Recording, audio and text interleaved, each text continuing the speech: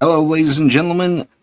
It's your favorite paranormal investigator here. My name is Tim Sudano. This is Paranormal Insight, and today we're talking with Mr. Lee. That is Mr. Lee Hatfield with the SIPA, a paranormal investigative service in Canada.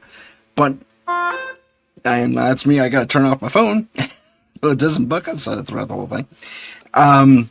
But one of the things I was on Lee's show recently, and I think it'll air soon. Lee will tell you all about that in a second, but or at the end of the show rather. But one of the great things about Lee is he's also a fellow paranormal investigator, and so we kind of connected on that level more than anything.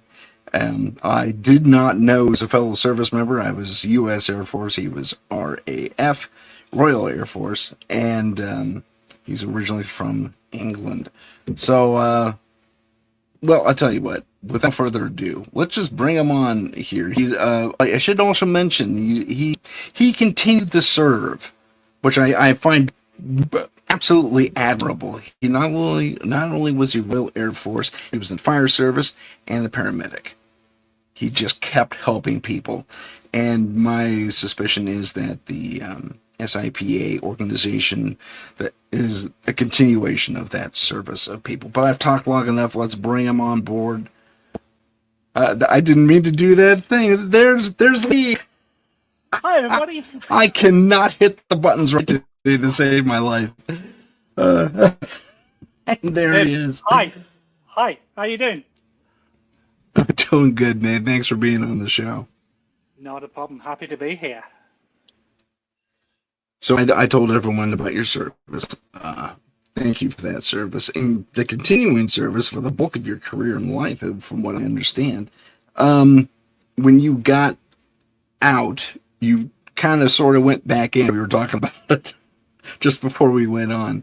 Do you want to tell everyone that short little tidbit?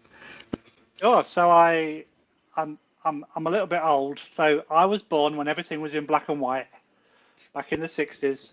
I think Tim's not quite my age, but anyway, I joined I joined the Royal Air Force in 1985 in England, and I served 6.5 years. I served as I was in the catering part of the service. I technically saw active service, but it technically wasn't because I was sent down to the Falklands after the war. But it was still deemed to be a war zone, even though there was no activity. But after doing 6.5 years, I decided that was enough, and I wanted to do something different.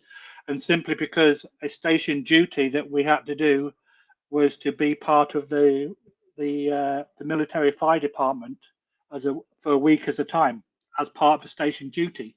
So I really got involved with that and loved it so much that I decided that I was going to come out the military and join the civilian fire department. So that I did, and I started off being a volunteer. I did that for a few years, and then I had the opportunity to go back to the RAF station that I worked as in the military, but as a civilian firefighter. So I did that for 4 to 5 years. Good. And being a firefighter on a military establishment, you don't get many incidents. And I think we had like five incidents in 5 years. Oh, so, gosh. Wow. That's great. It was very quiet. So it was then that I decided that I was going to change direction again. And I applied to dozens of different ambulance services around the country. The first one I was successful with was in London, obviously the capital, and I worked down there for 2 years before transferring back to closer to my neck of the woods. And I served from 2002 to 2013 as a paramedic, and then decided to marry a Canadian, move over to Canada, and unfortunately, there was too many hoops to jump through. They wanted to charge me for exams and all that kind of stuff. So now I work for local government. Oh, okay. Fantastic. Now, when you were in the paramedic service, your bio reveals an interesting little tidbit. It was kind of your first paranormal experience. Why don't you tell us about that? No, I don't want to. Okay, Okay, I'll well, tell okay, you. fine. Let's move on. Okay, okay. So yeah, I was working at a place called Oakham, which is about 2 hours from my hometown of Boston. Now, Boston in England, not Boston in the US. Massachusetts. Gotcha. Let's get that out there. And I was working a night shift. My regular crewmate had gone sick, so I got a relief, a replacement in, and young guy. So we're just talking about the normal stuff as you do with a new person. Yeah, what talking about the weather, talking about football, not soccer, football, Gotcha. and all those normal things. We then got the first call of the evening, which was to a cardiac arrest. Mm. So, with me being the paramedic in charge, we turn up on scene, and we both of us have set things that we have to do. So we're taking it in turns doing in CPR, and then you do the bag and masks and all that kind of thing. So I'm doing CPR to give the guy a break, and he went, "You can stop doing CPR." And I went, "What do you mean? You can like I'm the paramedic in charge, sort of like I can tell you to stop, but you can't tell me to stop." He went, "Oh, the spirit of the patient stood behind you and telling you that you can stop because you don't want to come back." And I'm like, "I'm Wow. sorry, what?" He goes, "Yeah, the patient stood behind you." And I'm like, okay. With all due respect, can you please tell the patient that I have a job to do Yeah. and I can't legally stop until I've done X, Y, and Z?" So he goes, "Oh no, the patient's okay with that." And I'm like, okay. So yeah, The the psychics, patient man, they're fun. the patient didn't make it. Mm. So we did all what we had to do with paperwork and helping the family out and that kind of stuff. Got back on the ambulance and I'm going, "Dude, you don't tell me in the middle of a cardiac arrest that the frigging patient is stood behind me giving me score marks out of 10." I'm like, "It's just not the done thing. You just don't like." He goes, "Well, yeah, I had to let you know that the patient was there." I went, "You could have told me afterwards, not in the middle of the." Yeah, so it's like, and that kind of blew my mind. And it's sort of like I was quizzing him for the rest of the night. So, how many spirits have you seen? What do you see? What do you hear? And all this. And it's like we never got any like break that night. It was like bombarding this guy with questions, and I went, if we get any more spirits stood behind me while I'm doing my job, please let me know." Oh man. So you didn't actually physically see anything, just the psychic guy you were with saw it all. Yeah, Okay. Gotcha. exactly. Yeah. Um and now tell us about SIPA and what it stands for and how it started. Okay, so SIPA Canada, or Scientific Investigation of Paranormal Activity Canada, was created in end of February, beginning of March 2024. Oh, So rather recently. Okay. rather recent, yes. So I was actually part of a previous group that unfortunately weren't very active, and Mm. my two colleagues were in a similar situation with another group. And it was close to Valentine's Day of last year, and my wife goes, "Oh, do you want to go on this ghost investigation about half an hour away?" And I went, "Sure." She went, "Okay, I bought you a ticket." It's like Valentine's Day, I go by myself. So, okay then. So we turn up, and I notice that these guys have got a couple of gadgets, and I hadn't got much at that time, but I'd got a couple of things, and I starts talking to them, and they were demonstrating these gadgets to the entire investigation team, and it was in an old, Mm. I call it a museum, but it's not a museum in the normal sense of the word. What it was, they used to pick up old buildings from the local area, put them all together in one field like a small village. So you had Oh. like a hall, you had like a school, you had like a train station, that kind of thing, and they kind of created their own like little village. So we're walking around and doing all the, and I was quite impressed with what these guys were doing. So I said, "Can we have a chat at the end?" And they both went, "Yeah, sure." So at the end of the investigation, I explained to them who I was and what I wanted to do, and we decided to meet in a pub a couple of weeks later, and SIPA got created that particular night. We decided, I really can't remember. We were throwing different words about what kind of name we can have, and we wanted for it to be scientific based, which I'll get into in a second. But we wanted to help people, so we finally turned up with scientific investigation of paranormal activity. But because there was a soccer club somewhere in South America that's got the same word SIPA, then we put SIPA Canada. We put Canada at the end, just so that people didn't think that we were affiliated to the soccer club.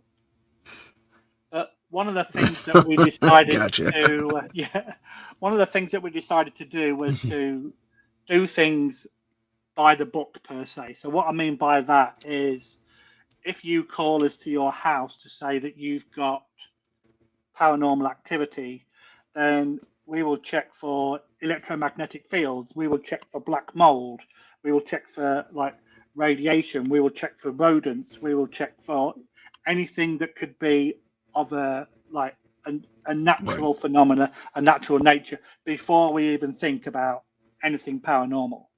And then once we do that, we then can switch hats, put the paranormal hat on, and then we have gadgets and devices that we can communicate with. If of course that spirits do exist, because the paranormal is a pseudoscience. So until we get a ghost in a scientific lab to prove its existence, a lot of experiences are only of personal nature. So it's very difficult to prove their existence. But some of the experiences we can go into later. But so we decided that we wanted to help people. So we would, if you call us out and say that you've got what you think is paranormal activity, before we even get to the investigation, we've got a 9-page questionnaire.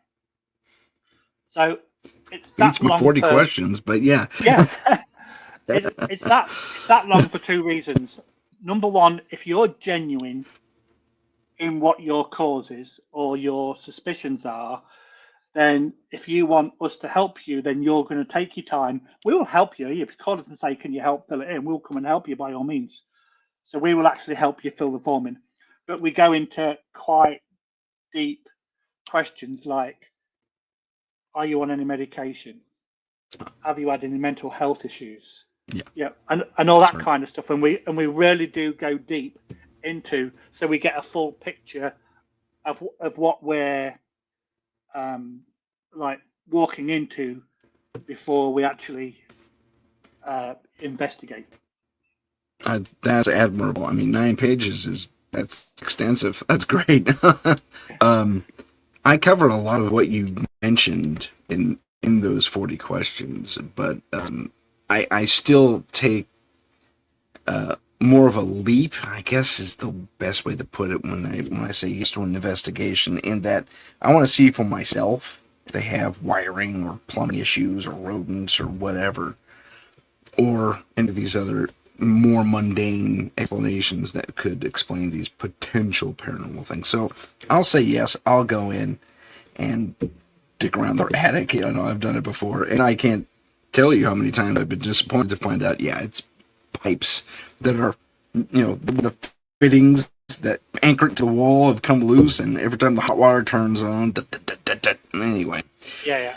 Good times. And there's one reason why I wanted to do that particular way. Being in the paramedic service in the fire service, I've been in scenarios where I've walked into an apartment and then I've heard the door click behind me and the lock go on, and it's like, right, I'm now going to hold you hostage until my psychiatrist comes. Oh, gotcha. So okay.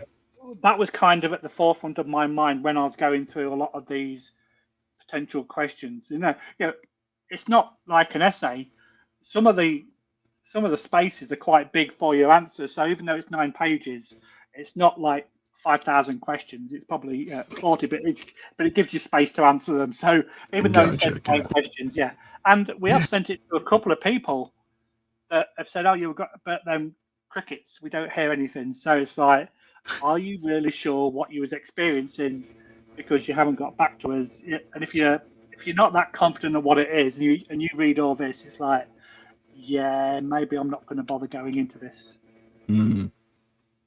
No, that's clever. That's smart. I can definitely appreciate that. And you're not the only team who operates that thoroughly. And myself included. Again, I don't have 12 pages or 9 pages. Or how many pages? 9? 9. 9 pages, but you leave space for answers, so you probably have a similar number of questions I do. I just ask them on the phone or in person if I'm so inclined, and then fill it out myself. And it's okay. Let's get back to you. But let's see. Looking over your bio, I just want to see if I missed anything. It's a very short one. I had 5 minutes to type it. No worries. I put him on the spot. I said, "Where's your bio?" Yeah, 10 minutes before he came online, they start like, "Oh, okay." It's like, "Oh, I missed the email. Darn it! Here's the bio." Yeah. I've got smoke coming off the keyboard. That's okay. No, you did fine. So you have been doing this since 2024, relatively short. No, but you were part of another group before that. That's right. So I get asked this all the time. I think you even asked me this. What was the case that stood out the most?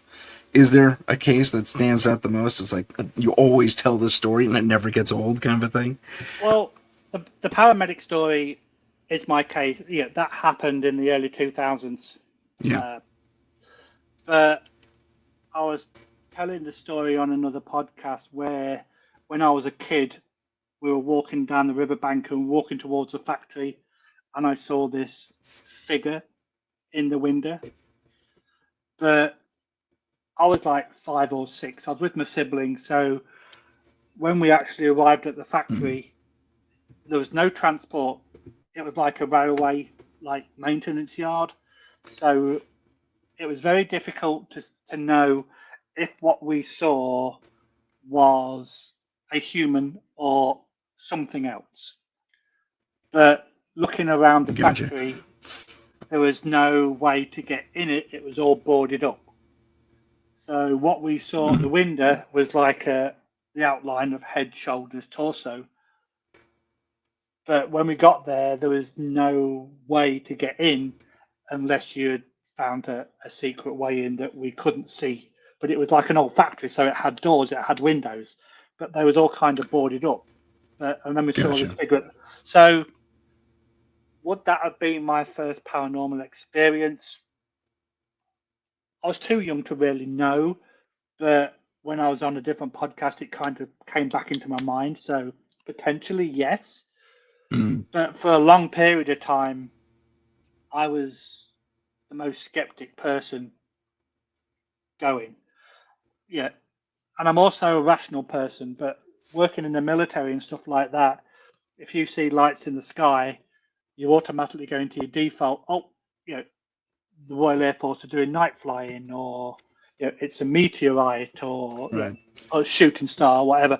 So I never really believed, if you like, in the paranormal. I was always a skeptic.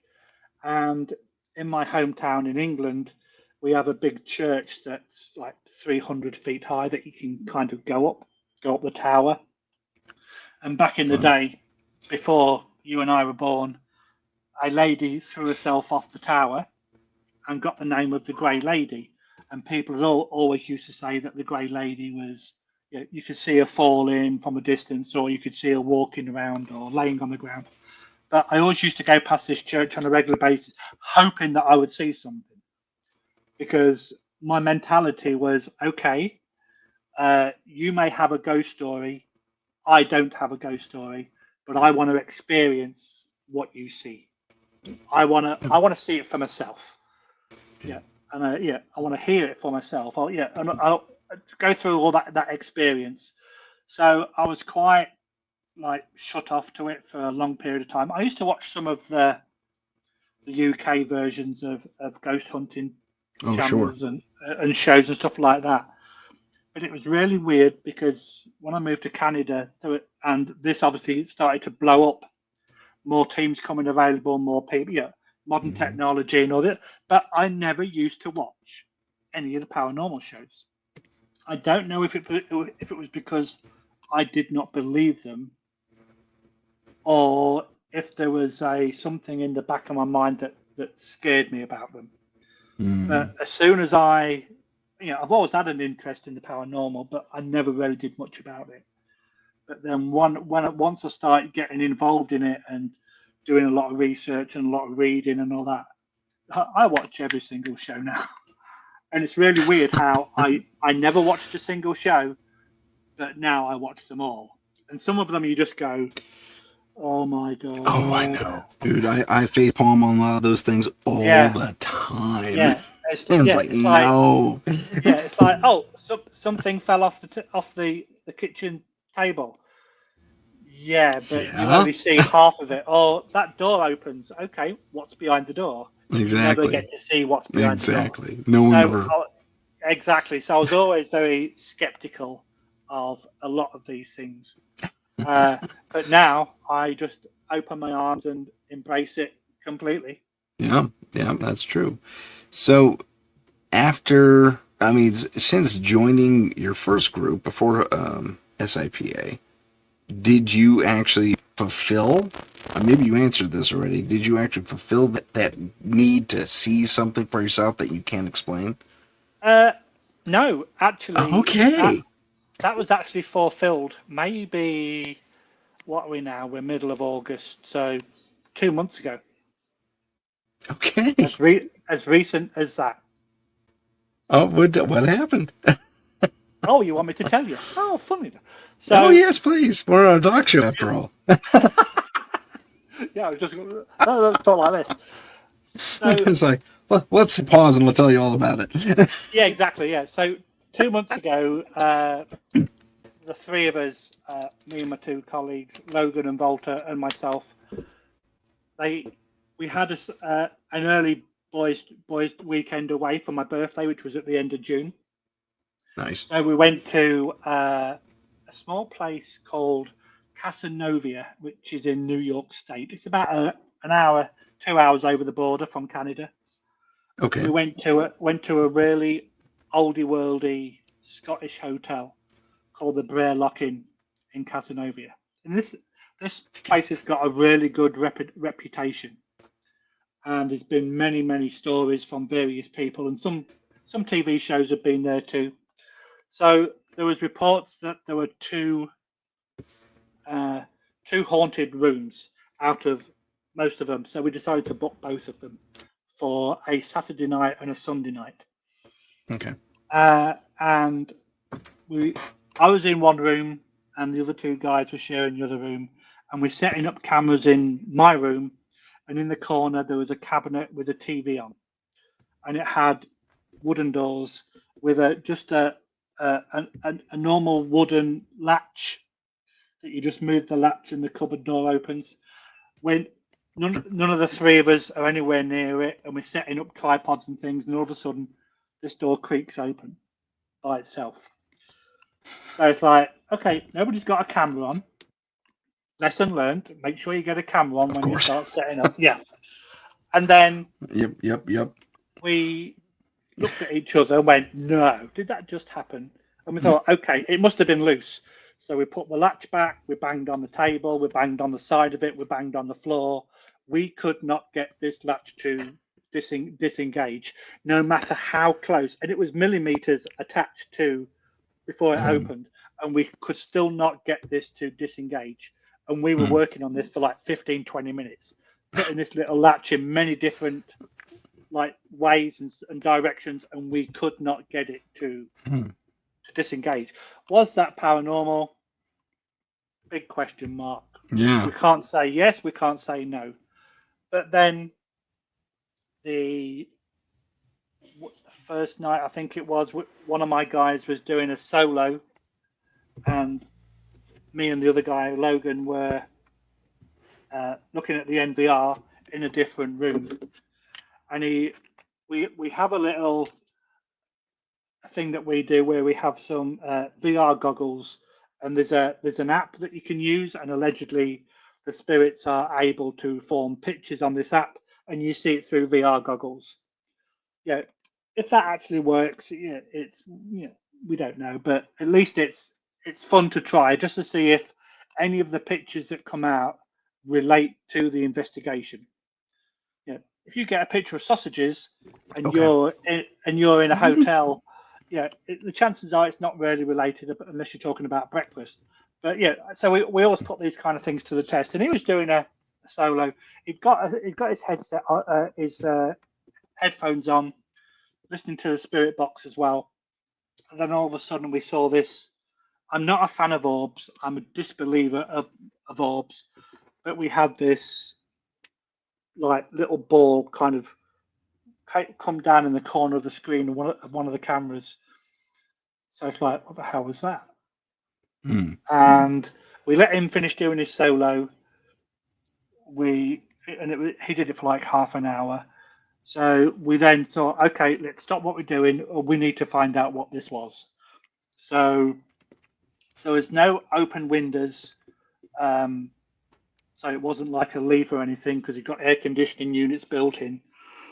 Sure. There was no bugs in the room. We haven't seen a single bug through the entire day.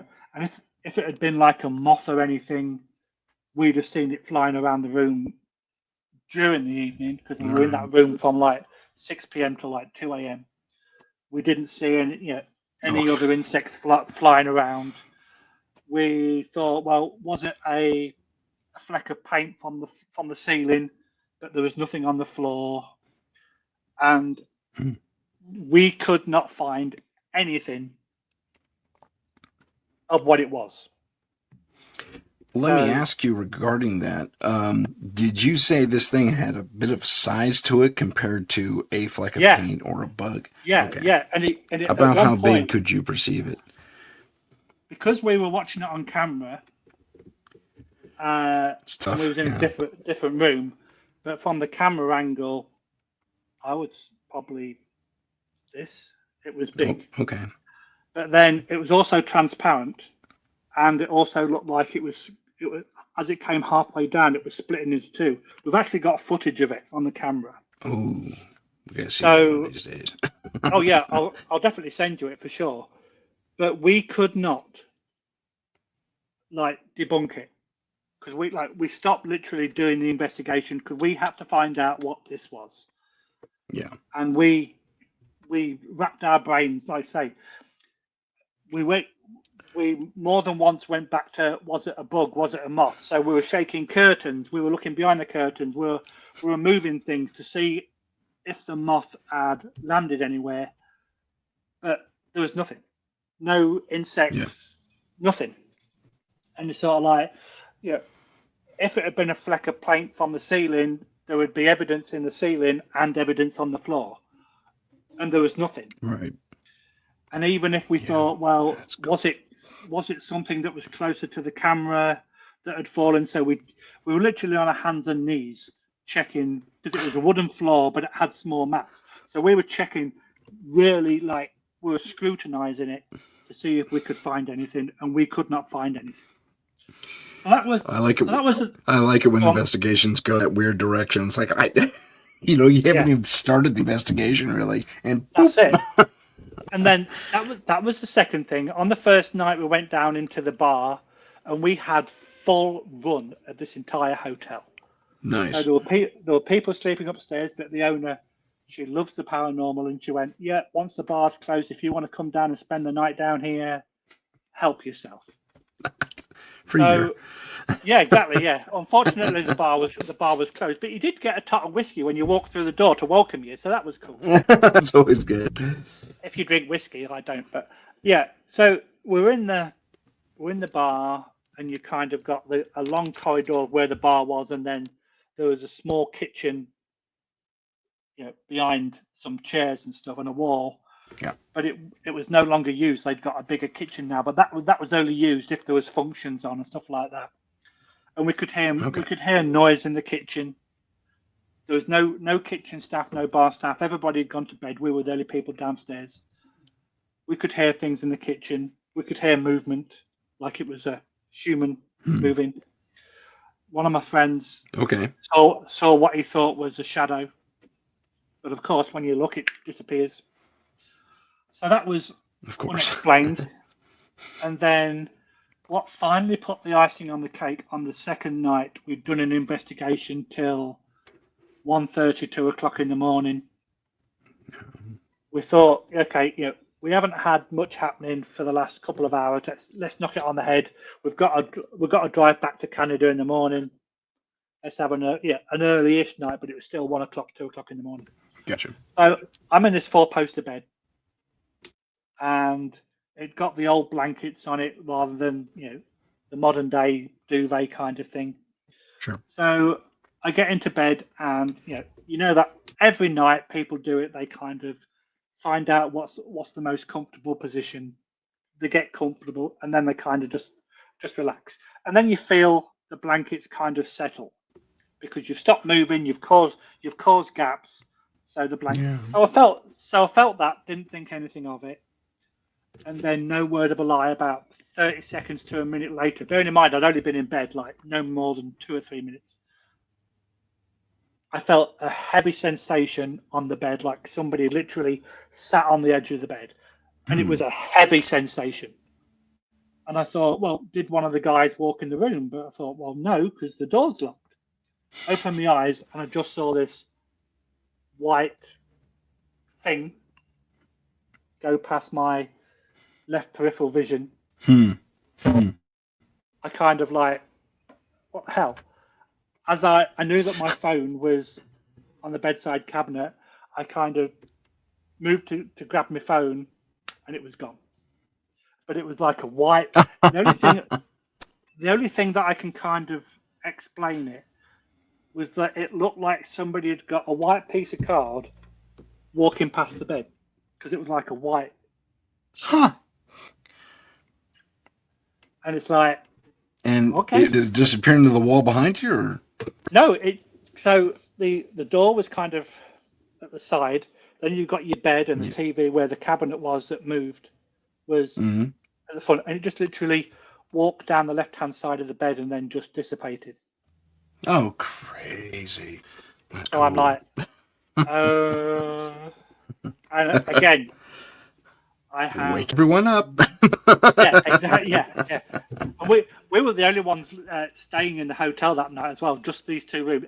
All the other guests had gone home because they did like Friday, Saturday night. So we did Saturday, Sunday because we were looking on the schedule because you can see what rooms are available, and nobody had booked in on Sunday, so we did the Saturday, Sunday instead. That's awesome. So that I can't explain that either. That's pretty cool. That's a neat experience. Yeah. Oh man. Yeah. So it's fun when those types of things are fun. A little terrifying at the same time. But especially when you're awakened by someone sitting on your bed and then this thing goes flying by out. But at the same time, I mean, as an investigator, you must have, at one moment, that hat must have just landed on your head as far as being an investigator. Exactly. I got to document this. And then I got asked a question middle of the week when I was interviewing some guys from the US. And they said, how did you sleep? And I went, like a baby. Like, okay, great. Okay, yeah, I've seen you. I can go to sleep now. And like, boom. The haunting is over for the night. That's it, yeah. So that's probably the most active location that we've ever been to. Okay, that's great. And the owner's into paranormal investigators coming in, so make a note of that, everyone. So maybe if you're up that way. it's a really weird location because, like I say, it's very oldie worldy. It's got a Scottish theme to it. The family have got Scottish heritage, Yeah. and there's an old wooden staircase that kind of curls down. So it comes like curves down, and at the bottom of the staircase there's a big black door. Now this black door has been boarded up on the other side for the last 40 or 50 years. And if you come off the stairs Okay. and you walk down the corridor and turn left, it's opened up into like a dining room area. But Okay. the host, the owner, was saying that about a year or so ago, maybe 2 years, somebody was coming down the stairs. The black door was open, and there was a black tie event going on in that room. And they were looking for the owner to actually, to have something in the room. So they went, oh, the owner may be at this black tie function. We'll come and find her later. So they turned around and went back up again, not wanting to disrupt this black tie because the door was open. They saw people in tuxedos and eating and all this kind of stuff. So I thought, we won't barge in because we've got shorts and T-shirts or whatever. We didn't want to disrupt the party. Went back up to the room, came down a couple of hours later and said to saw the host and went, oh, did you enjoy the party? What party? She went, the black tie dinner that was in the... She went, what are you talking about? She went, oh, that black door was open. She goes, the black door's been boarded up for like 40, 50 years. What are you talking about? And they'd literally seen, like, I don't know if you want to call it a time slip or whatever, through the black door of an event that had happened way, way in the past. And apparently that's happened twice at that location. Oh, that's crazy. Did they see the same event? These two different witnesses? She didn't really go into any details about the second one, but the first one. But it was a similar kind of occurrence where they came down the stairs and they saw an event going on through that black door that's been boarded up. So what's supposed to be behind the black door in the first place? Is it nothing? Well, is it storage? It used to be a separate room, but they kind of knocked it through from the other. So you basically go past the black door, go down maybe 10 feet, and then you can turn left and go into and it's a elongated room. So there must have been like a wall there at one point, and it was two separate rooms, but they knocked it into one.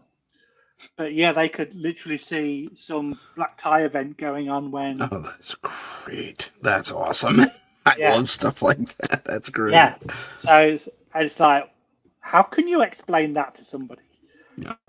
Because like it was two people that saw it as well. Yeah. So you got witness. Yeah. Oh, one witness. That's amazing. That's amazing. I think when I think of that, when I hear that story, I'm reminded of the Telly Savalas story. I've told it on this show before. Do you know about the Telly Savalas story? I don't. Please enlighten me. Okay, so at the risk of repeating myself on my own show, Telly Savalas at one point was in Chicago. You're late. I'm into it now. Yeah. So he was in Chicago for a show or a movie or a television episode of a show. Maybe this was after Kojak, but anyway. So he's driving along and he has to get back into town from where he was shooting. I think he's going back to his hotel. And it's kind of a lonely... Illinois is set up weird, especially if you're just outside of Chicago. It turns into the sticks really quick. Countryside, big tall trees everywhere, orchards, farmland, the whole thing. So he's driving down this really lonely lane, it's pretty much covered by trees, and he sees this hitchhiker, and he pulls over, picks him up, and the hitchhiker says, "Can you take me to my house?" and gives the cross street in town. But he has that really high voice, like something's wrong. And Telly doesn't really dive into why this guy's talking like that, but says, yeah, sure, no problem. They have a nice little conversation, and the gentleman informs him that, he's going back to his mom's place, and that something to do with estate, something or other, I don't know. And some estate business was going on, so he had to get back to his mother. And he pulls up, he gets into town, pulls up, drops this gentleman off, and he looks to see if he's clear, and he looks back, and as the door closes, there's no sign of this gentleman he picked up. You probably know where the story's going, but I digress. So he continues on to his business, goes to his hotel. He has a late call. He pulled the following day, so he pulls up back to this house at this cross street, and he gets out and he knocks on the door, and this elderly lady answers. And he says, yeah, I'm inquiring about, I think he got the guy's name, it was like Charlie or something like that. And I'm inquiring after Charlie. I gave him a ride. He must have just jetted into the house because I didn't see him. Who? Charlie, I think his name was. Charlie's been dead for 40 years. What do you mean you saw Charlie? And it turns out Charlie, and the reason he was talking like this is because he was beheaded in a car accident. Wow. As the mother tells the story about what happened to Charlie. Says, yeah, he was on his way home, and then he got in this accident and got beheaded. It was horrible. But he couldn't have an open casket for him. But, I mean, the spirit translated the injury, which I thought was kind of interesting. You know, it's like, he had to talk like this. So, I don't know. It's an intriguing story. Oh, I love stories like that. Absolutely. And I will quiz people to the end. Like, I've had some people on my podcast. I've had some people, and it's like, right, and I want to know everything. So I like, tell me the full conversation from start to finish. I want to know what he was wearing. I want to, facial. That's something he mentioned, actually. Yeah. That's something he mentioned, actually, was the clothing looked old, like at least 50 years old. So he was done up. He was dressed in the nines, but I mean, for 50 years ago, it wasn't a tux or anything. It was a nice suit. But that was interesting. Yeah. So it's really interesting because, like I say, on Paranormal Chronicles, I try to get as many different people from all aspects of the paranormal on the show. And I've been speaking to a demonologist. I've spoken to somebody who talks about fairies. I've had somebody about poltergeist, and I love hearing these individual stories because that's what the paranormal is all about. People's personal stories about what they've experienced. And once they find out that you're in the job, so to speak, they come out of the woodwork. They really do. I had a guy message me at work on the work communication network and go, Lee, you got a minute? Can I call you? Yeah, sure. I want to tell you, I was driving home from a hockey game last night at 1:00 in the morning, and I saw this woman dressed in a white dress with a black hat on, and I went, okay, so what kind of area was it? Well, there are a couple of buildings, but she shouldn't have been there. It was like an old dark road that no lighting, nothing. She went, it was weird. And I went, well, what makes you think it was paranormal?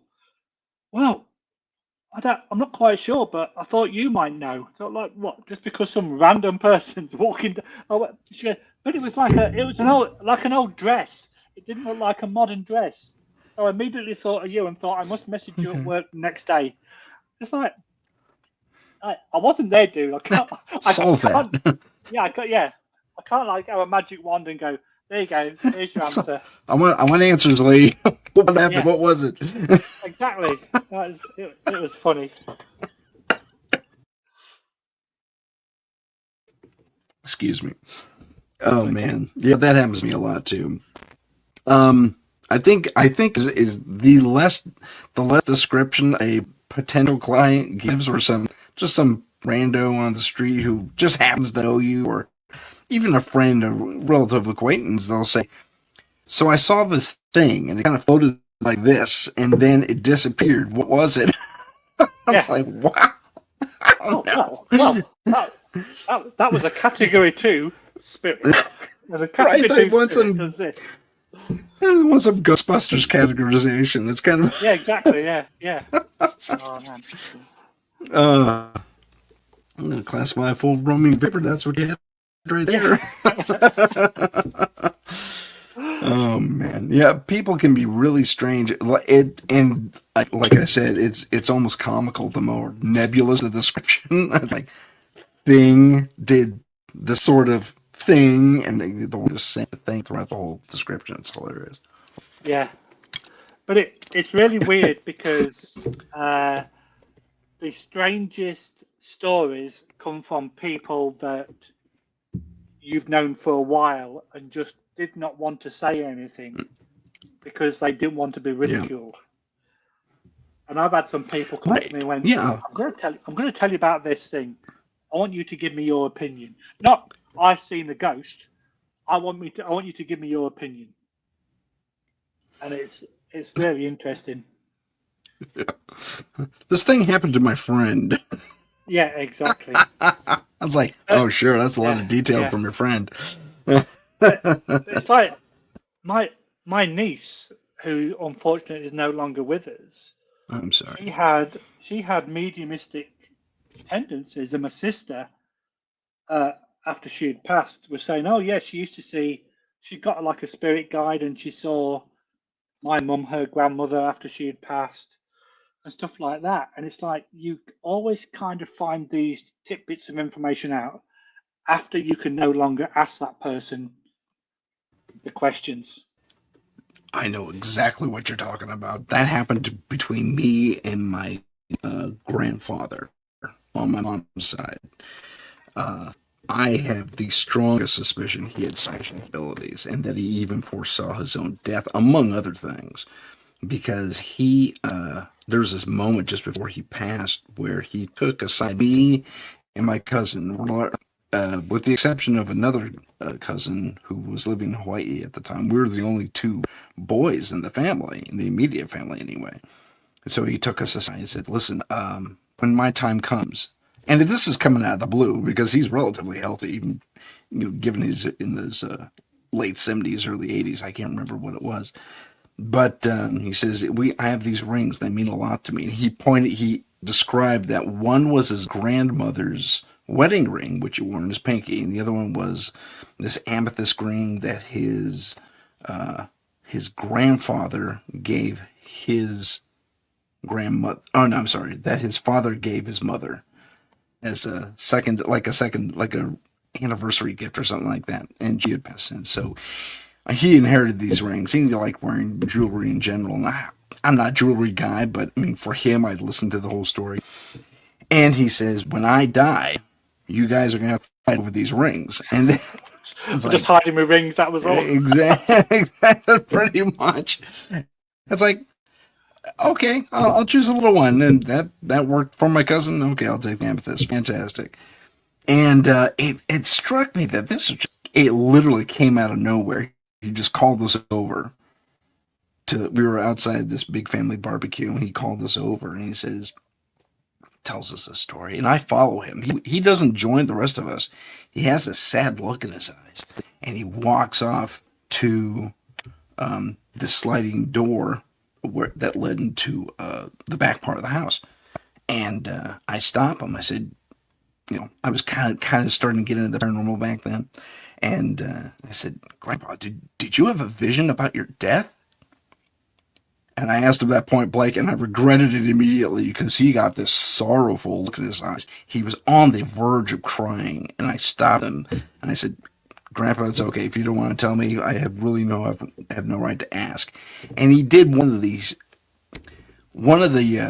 I get he was always just kind of a tough individual, always. Not that he was mean, but, stern. And he does one of the most tenderest things in the world. He puts his hand on my shoulder, gives me one of these, and kind of half smiles. And again, he's on the edge of tears and walks into the house. And that just blew me away. And I was convinced from that moment on that my grandfather had some sort of psychic ability. That's really interesting. But hey, I'm supposed to be doing the questions here. But the thing is, though, when you're interviewing somebody, it always reminds you about something that happened to you, and you kind of always try to bring it into the conversation. Because while we were talking, Guilty. yeah, while you were talking, it kind of, for some random reason, you mentioned earlier that we're both Air Force. But when I was in the military, I went to an officers' mess, and they had paintings of significant people throughout history that was involved with the Royal Air Force, and one of them was of a person called Douglas Bader, and I don't know if you know who he is, but he was Rings a bell. he was a renowned fighter pilot. He lost both legs. He was played by Kenneth Moore in a movie. Can't remember what the movie was called, but he still went back to fight as a pilot with false legs. Okay.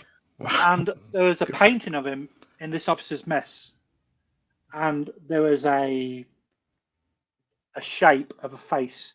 So his picture was here, and then there was like a ghostly face, and they've taken it down numerous times. They've tried to clean the picture. They've examined it. There's nothing behind it. As soon as they take it off the wall, it disappears. As soon as they put it on any wall, it reappears. Oh, crazy! That's cool. Yeah, and it's not due to the lighting. And there's a guy, an author who's no longer with us, by the name of Bruce Barrymore Halpenny, who wrote about ghost stations, like military stations in the UK, and he wrote like 6 books. And he turned up for a book signing in one of my local bookstores because, like I say, I've always been interested in the ghosts and stuff like that, and I wanted him to sign my copies. So he signed the copy, and I mentioned to him about this painting, and he went, "Get me some photographs and give me a full story." So he actually put me in one of his books. So the photographs that are in the book are the ones that I took, and then he's wrote all about it in one of the books. That's amazing. Yeah. That's outstanding. So that reminds me. Yeah. No, go ahead. Exactly. Go ahead. And that's it. Yeah. I don't know why. Yeah. It kind of came back into my head when you said at the beginning that both of us were ex-military. Yeah. But then when you were talking about that story, it just pinged into my head, and I was like, I must tell Tim that. When he's finished talking, I must tell Tim that. I appreciate that. Thanks, man.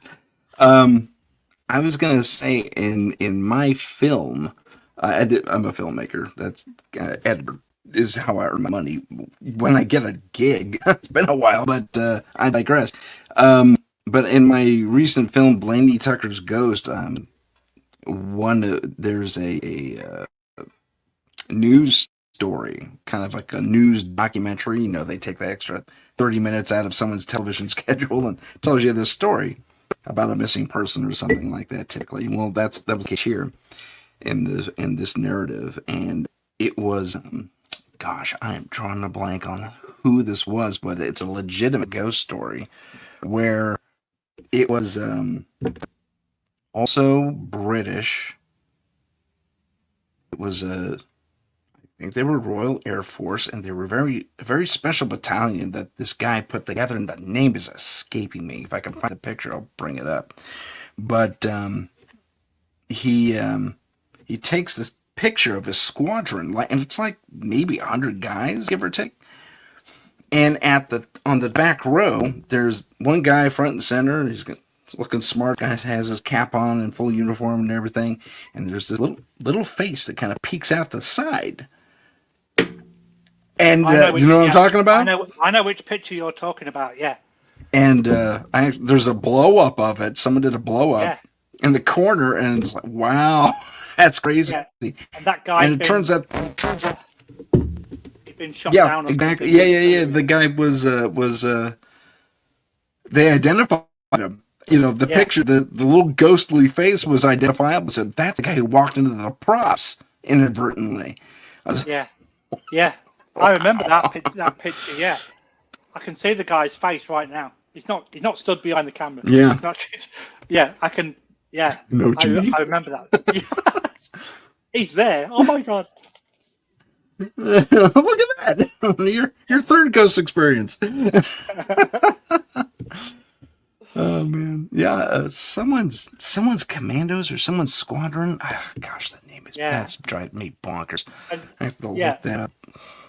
yeah, because you're going to annoy me now because I'm going to have to go and find that picture out now.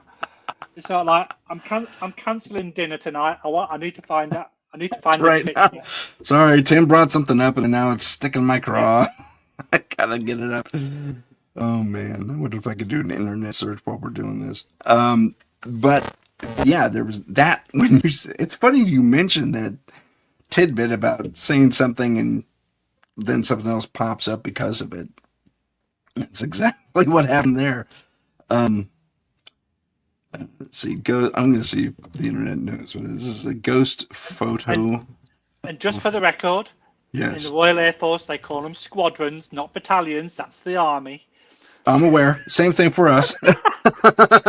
If I said battalion, I mean, I apologize up front. Bad Air Force guy. Yeah. You damn heathen. I know. Horrible battalions. individual. That's it. I'm going to stockade for a while. Oh, there it is. Son of a gun. Goddard's Squadron. Goddard's Squadron. And let's see if they got the photo anywhere. Yes, there it is. I don't know if I could blow this up, though. Because... Oh, that's a... Okay. I'm going to see if I can share my screen. Hey, Forgive me. This is... Okay. If I disappear, call me back. Yeah, we'll do. Let's see. That's the one. So here's the picture. I think you could see it. Maybe you can't because I'm not sharing it with you. Haha. Let's do that. Oh. And it helps to add it to the stage. There we go. Yeah, that's the picture. I need to put. That's the picture. And if I blow it up, did it blow up? Did it zoom in for you guys? It did a little bit. Okay. Sorry, I had to keep going back and forth. But if you look, I gotta really zoom in on this as far as I can get, and I'm trying to see where he is. It's like a half a face appearing out of. Yeah. I think it might be this guy right here, and there's another face right there. Someone did a pro blow up of it. I thought there was actually. One of these guys.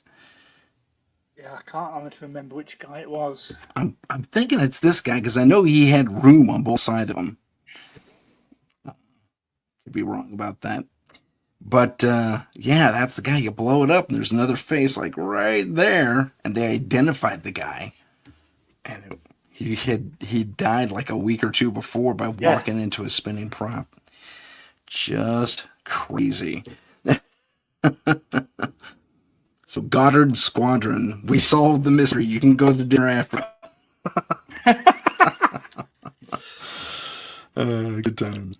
But yeah, it's things like that we capture as investigators. I say we in general. It's stuff like that. Like there's another one I used from. So Go ahead. Tim, I've just Googled it, and there's a picture that the guy that you said in the middle at the back. Yeah. There's actually a face behind him. Yeah. So, it was hard to pinpoint, but yeah. So the guy that's dead smack center at the very rear. When it's zoomed in, was it him? See, okay. Yeah. Okay. There's a face behind him, and that's the picture of the ghost. It's incredible grab too. There we go. It really is. I mean, between us, we've sorted. Can you share it with me? I don't know.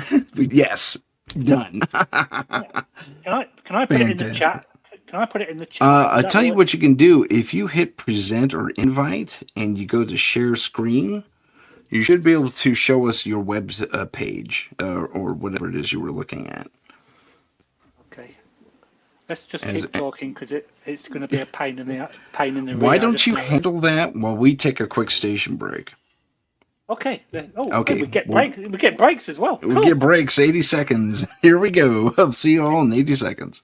This is the United Public Radio Network, 107.7 FM in New Orleans and 105.3 in the Gulf Coast. UPRN talkradio.com. Esoteric programming at its finest.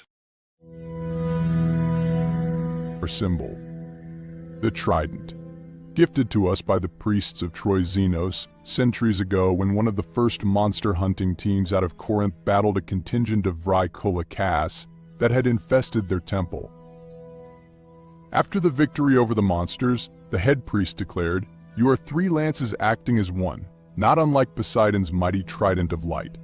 That would become our name, the Trident of Light, for the good we did and still do against the dark evils of this world.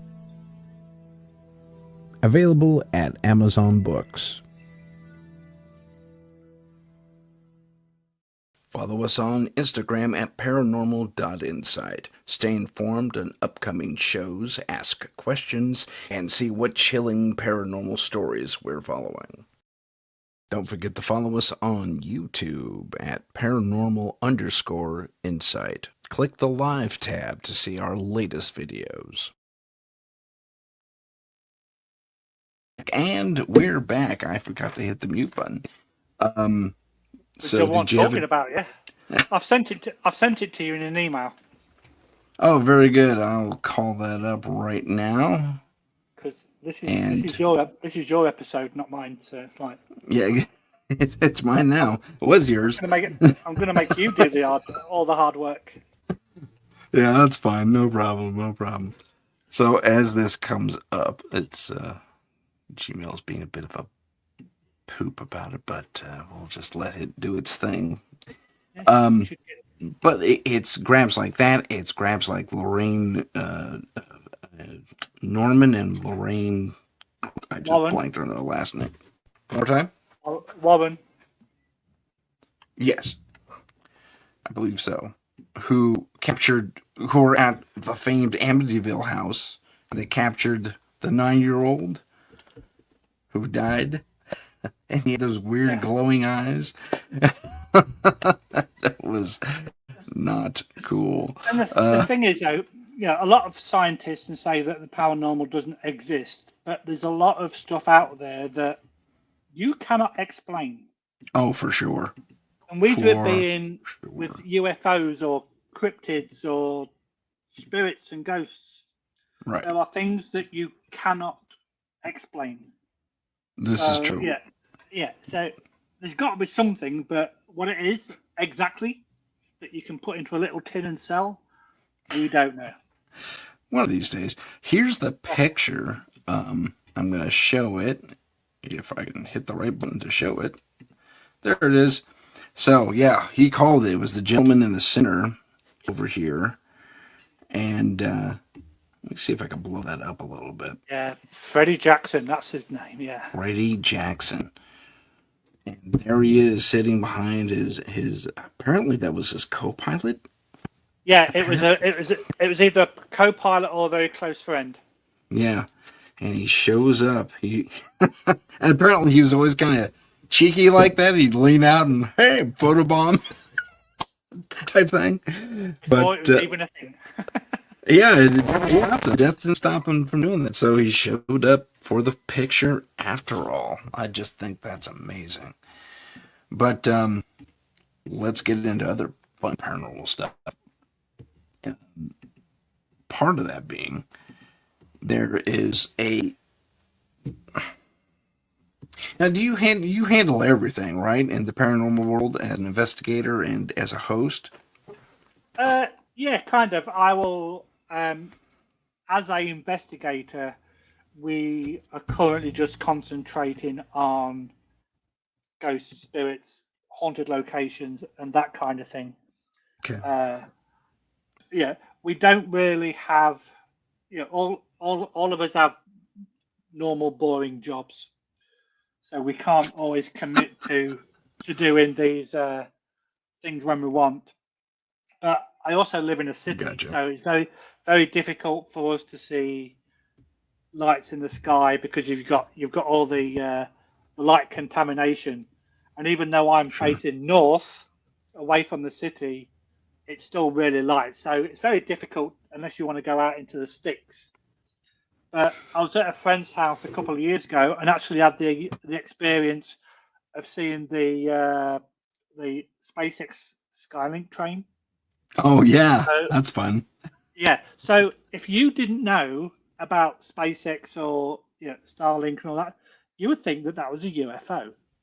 A lot of people have identified it as it as such. Oh God. Yeah, exactly. Yeah, and I've got some friends who, one of them owns a company in on the East Coast in Halifax, and they do kind of have like a UFO investigation department.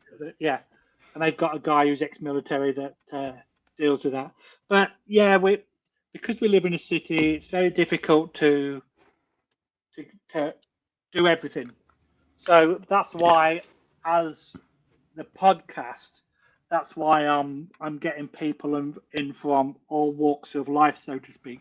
Yeah, I've interviewed a witch, cryptid hunters, Bigfoot hunters, and stuff like that, because I want to get as much information out there and get it out so people, if they don't understand about what something is, one of the guests can probably explain it to them, and they go, "Oh yeah, it's that." So if you Google the word paranormal, there's so many subsections. And there's telekinesis, magic is paranormal. Yeah, there's so many different things. So I just try to get different people from different parts of the paranormal to come onto SIPA Paranormal Chronicles and like talk about what they know. I was talking to a guy a few months ago that I'm having him back on for another episode because he dropped a bombshell. He was talking about UFOs, and then he goes, "Oh yeah, that was about the time that I got abducted by aliens." And I'm like, "What? Huh. You don't bury the lead, buddy." Yeah. So it's like, you don't just drop that into the conversation. So I'm having him back on with a separate episode just to speak about his alien abduction. It's like, dude, you can't just. It's like it goes back to the paramedic days. You can't just do that in the middle of. Absolutely.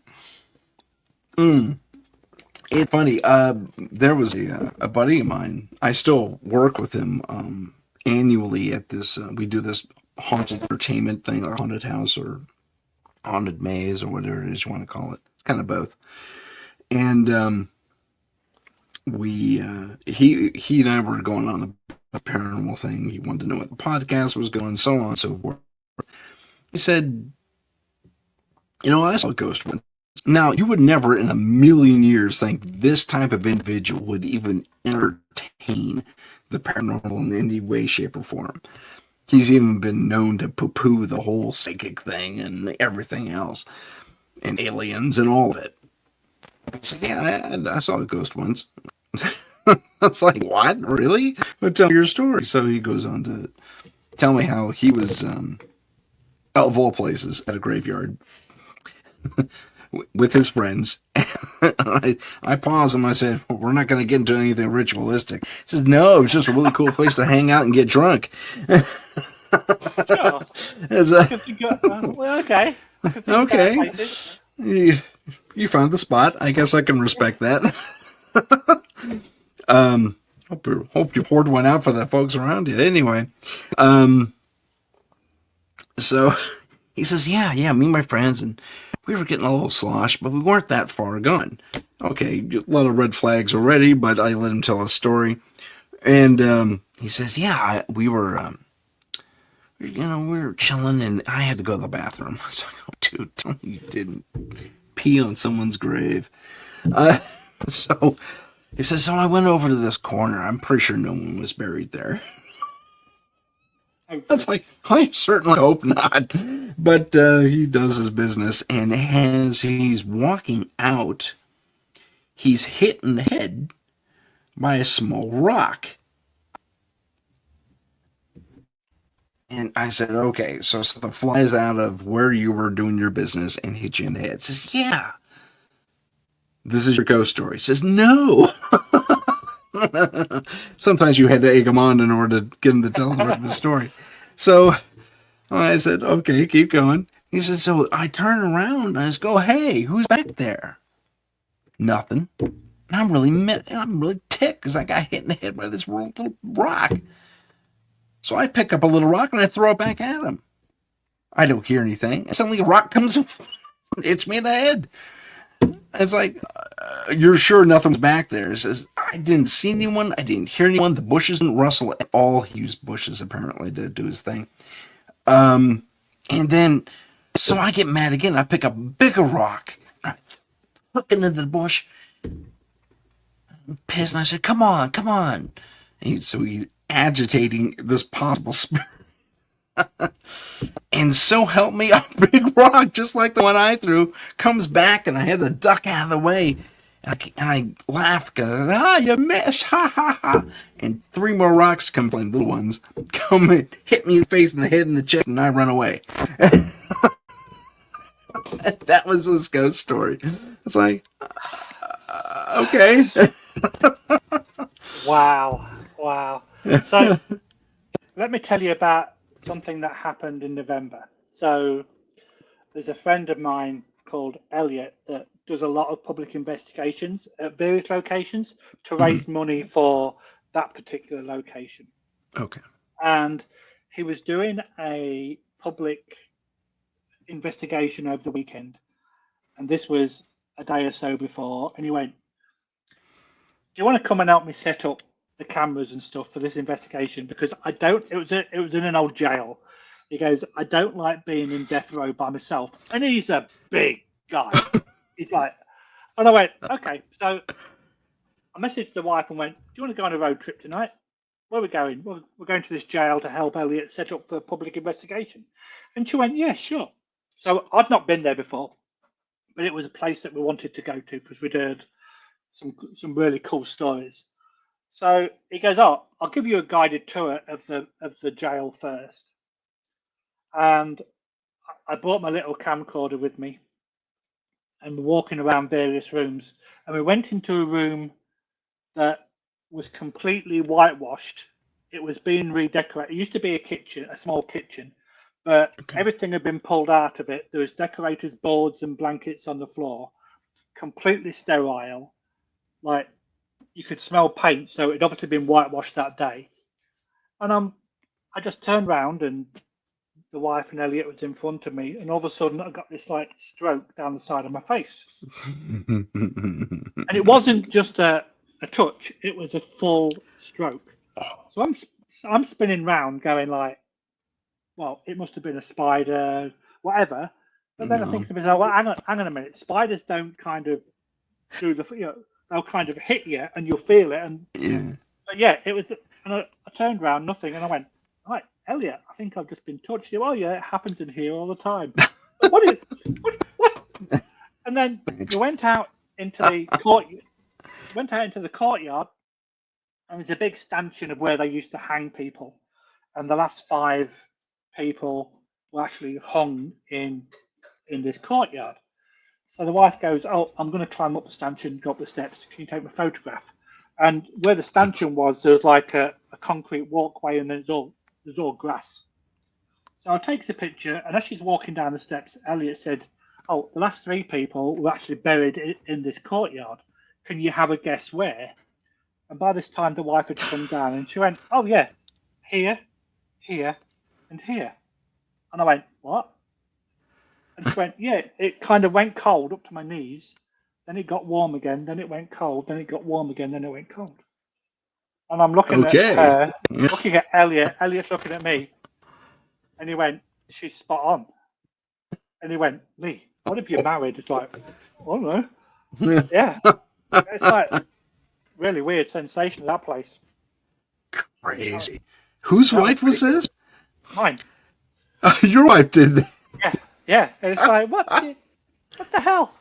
That's a new. How many years of marriage and never mentioned disability? What's going on? Exactly. And she was actually walking when we were doing the guided tour kind of thing. She kept saying that she kept feeling like a little child was tugging at her pants leg, and the daughter of the governor, who actually passed, used to follow him around the prison, the jail, and hold on to his pant leg. Oh, So it's like, that's crazy. Wow, That's good. That's good. It's good stuff. Gosh, oh, that's so cool. Makes me want to go there now. Oh yeah, yeah. It'd be a bit of a long road trip for you though. Yeah, road trips are fun. Yeah. Yeah, literally across the country and into another country. So Small price to pay. okay, sounds like a date. I'll see you next week. You got a room for me, Lee? Good. See you in a bit. You've got a balcony you can keep on. There we go. We'll do that. But okay, so that kind of brings up another story. And wow, this is so funny. We're just trading stories on this show. But there was a what was that? Oh my gosh. And now it's going away. Well, that was fun. That's a good waste of air. Okay, that's fine. Over to you, Lee. So another story that I've got. When we first created SIPA, the first investigation that we did as a threesome, we went to another jail, which is like an hour down the road, and it's got 3 levels. And this was another one of Elliot's like functions, and this is Phantoms of Yore for anybody that, yeah, let's just give him a shout out. So there you go. He would set one group, and then another group would go, and they would do different areas at once. So we're on this particular floor of this jail, and if you walk down from when you come into the jail, so this would be the normal route of any convict. You would walk through. You've got interview rooms. You've got the little phone where you can talk to your lawyer or your loved ones. And then as you go down this corridor, you swing to the left, and then you've got more cells and the kitchen and the laundry and all that kind of stuff. A very small turning to the right where it's like solitary confinement. There's like 2 or 3 cells, and somebody actually committed suicide in there. But then if you carry on straight down for about 20, 30 feet and turn left, you go into an area that's called the Hell's Angel Wing. And there's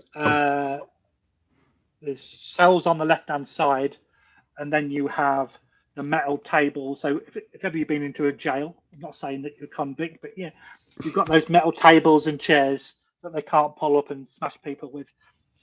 So one of my guys went left, the other one went right, and I went straight down to this. And I've got a body cam, I've got my camera, and I've got my audio. And I'm walking around this cell, and the closest guy for me is probably 30, 40, 50 feet away. So yeah, because they're both gone left and right, so they're quite far away. And I'm just doing my normal thing. Yeah, if there's anybody here that would like to speak to me, please make a sign, make a sound. I would very much appreciate that. And I never heard it at the time, but I did it on review. As soon as I said appreciate that, you just heard like a straight after it, like a double breath. And I went, no. So I replayed it, heard it again, played it again, heard it again, sent it to the 2 guys and went, I just got an EVP. And they went, well, that was you. And I went, I'm sorry, like no way in this planet do I talk and then do a double breath straight after it. So I sent it to a friend of mine. Yeah, sent it to a friend of mine for analysis, and he actually broke it down into voice waves. And he goes, that's your voice wave, this is the double breath, and it was 2 completely. He goes, there's no way that was you. Right. So that was like my really first piece of evidence with SIPA. 3 months later, in the same location, we're in the same room. Now, I'm at the door because I like walking around rather than being sat, You never know if there's a ghost behind you. Right. Halfway down, this room's about 30, 40 feet long. Valter is sat halfway down and he's talking, and then Logan is sat right at the very back, not talking. And again, I didn't hear it at the time, and I've got all three of my devices going. I walk out into the corridor, look down the corridor, and then come back into the room. And as I'm turning and coming back into the room, again, I didn't hear it at the time, but I heard it in review. I just heard like a, and it did it twice. And I'm like, the hell? It wasn't Valter because he was talking. Logan was too far away for it to be picked up on my microphone. And as soon as I heard it on one device, I went to the other two devices, and at exactly the same time, I picked it up on all three devices. Oh, crazy. That's cool. Yeah. That's really cool. So that reminds me of the story I told you. What? Go on, carry on. Go ahead. Your turn. I'm sorry. No, I said that's reminded me of the story I told on your show. I think I told it on your show, where our first case was a test run, and we caught that voice, and it was the same basic thing. But it only showed up on one device. That was the weird part. So we had a camera, and I wasn't that far from her when she asks her question and gets the response. And then a second camera about 10 feet over. I was like 6 feet from her, and she had her own voice recorder. It only showed up on her voice recorder. I'm right next to you, and it says her name, Becky. That's crazy. Not cool. Not cool. Yeah, with these gadgets that we use, and I'm not a fan of technology per se. So people have like the REM pods and the cat pet balls or whatever, but we don't put them in a location that they're easily going to be hit. We don't put them in a location where if you're using a device it's going to pick up, because we found out very quickly that with the REM pod, if you press in your walkie-talkie, it sets a REM pod off. And we was at a location last July, as in a year last July, and it was an old building that didn't have any air conditioning, so there were some fans. So we were doing a bit of an investigation. We put the fans on for a bit to cool down, switch them off, do a little bit more. I was doing that for a few hours, just so that we weren't getting overheated. And there was a big fan on the floor, maybe like 2 foot across, really big one. And as you unplugged it back in, it set the REM pad off. And one of our guys was plugging it in and unplugging it, and the REM pod was going off every single time.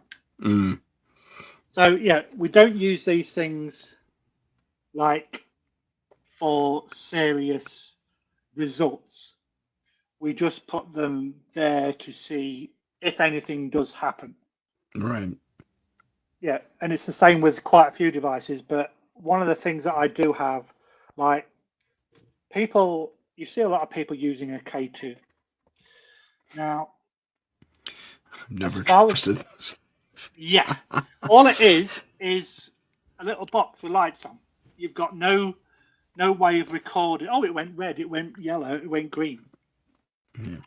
I prefer to use a tri-field, which is a professional device for everyday use by people in construction and stuff like that. So at least with a tri-field, you can get proper readings of how high that EMF is.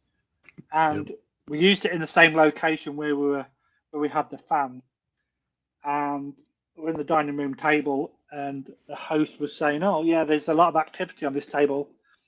And I switched my tri-field on, and it kind of like really peaked really high.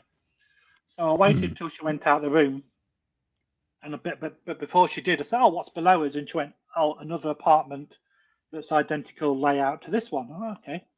So after she left out, I went under the dining room table and put it on the floor, exactly where the light fitting was, and it was really like coming up with high readings. Really Really old house.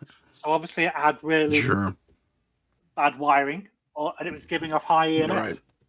So, like I say, Gotcha. No, with a K2, you just get a lot of pretty lights, and there's no way to record what kind of results you're getting. But with a tri-field, every 2 or 3 seconds, it will show you the highest number that it peaked at. So you've got some kind of reference that you can use.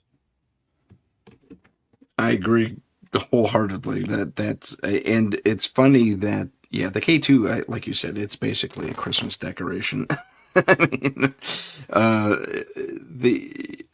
when I had an opportunity to use a tri-field for the first time versus a K2, interestingly, we had both, and the K2 has a really limited range, and the tri-field seems to have a much wider range. And we were at this location. Actually, we revisited my first case location, and the place had changed a little bit. They installed solar panels on all the parking garage units, and the capacitors were all stored very close to where I had the initial experience. And the K2 was a little bit, but the tri-field, boom, boom, boom, in sequence, just like that. And we discovered it was the capacitors using alternating current to start stuff. And so the whole place was contaminated as far as the electromagnetic stuff is concerned with. Call out the case. It's really interesting because we went to a place in February, an old stately home that hadn't really been investigated before, and was on the 2nd floor. And there was one particular room that they call the library, where the old owner used to smoke, read books, and just like the proverbial men's room as it used to be, it was in the corner of an open area. So I won't say it's a corridor because it was too wide, and there was a big table in the middle of it, so it could have been used as a dining room, but it had rooms going off. Okay. And we were about 50 to 60 feet away from this smoking room, this library. And because it was a smoking room, we got a REM pod in the shape of a cigarette box with the antenna is actually the cigarette. So we put it in this library stroke smoking room, but I'd already been around that area earlier in the evening with a tri-field, and there was nothing. Absolutely, If you went up to the wall, even with the light fittings, it was really well maintained building. There was no like rogue EMF going off anywhere. Good. So we put this we put this REM pod in the shape of a cigarette box about 5 to 6 feet into the library. So we, at the other end of the room, like I say, it's about 40 feet away. We were doing the Estes method, and we had a guy with us that hadn't been with us before. So we're trying to ask him questions, and then just randomly, and there's nobody near this smoking room. People were in other rooms, and there was a few people behind me, and I was asking the guy questions. And he randomly came out with the word smoking. And immediately that he said that, this REM pod went off. My buddy Logan, who's behind me, like, no frigging way, goes over there, so that he's then the only person over there. But he went over there to check to make sure there was nobody there. There wasn't anybody there. No. He starts walking back towards me, so I can see him coming towards me, and it's about halfway between where the REM pod was and where the subject doing the Estes was. He said smoking again, and the REM pod went off again. And it's like, hang on a minute. So we couldn't debunk it, but we knew that we'd done EMF like checks in the evening, so it wasn't EMF that was setting it off, but it's just very strange that as soon as this guy said smoking 2 times, it went off at exactly the same time. That is intriguing. Yeah. So Yeah, that's a little baffling, we isn't it? we never say that oh, that was a ghost or that was a spirit, whatever. We just say that's unexplained, and the unexplained pile just gets bigger and bigger because we can't explain what it was. We've got no rational explanation for some of these things that go on.